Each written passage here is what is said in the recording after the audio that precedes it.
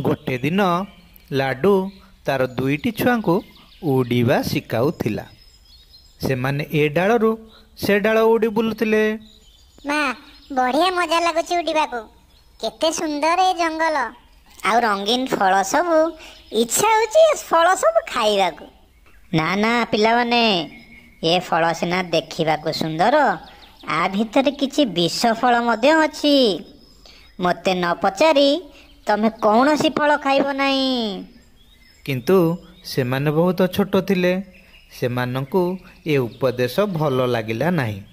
सेमाने भाबिले ये सब बड़ माने एमिति कहि थांते, तांको कथा मानिबा किछि दरकार नाही। तेणु से तांको मार उपदेश को भूली गले।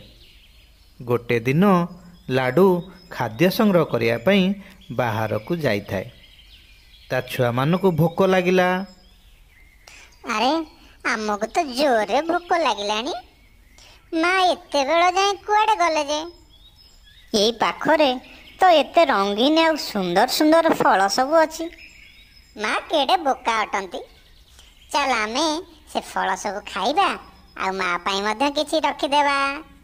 से आसिले खाइबे आ खुशी होई जिवे। लाडूर छुआ माने मन इच्छा फल सब खाइबा को लागिले। आउ किछि फल सेमान घर को नहीं आसिले।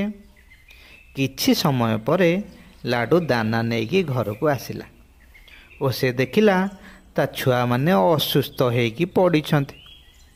आउ तांको पाखरे किछि विषाक्त फल सब अछि।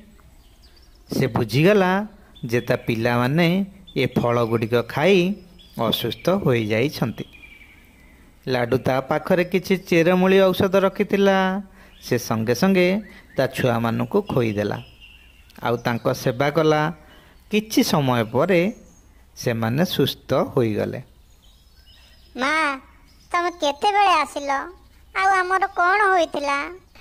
तमे माने मो उपदेश न मानी ए विष फल सब खाई देइथिलो।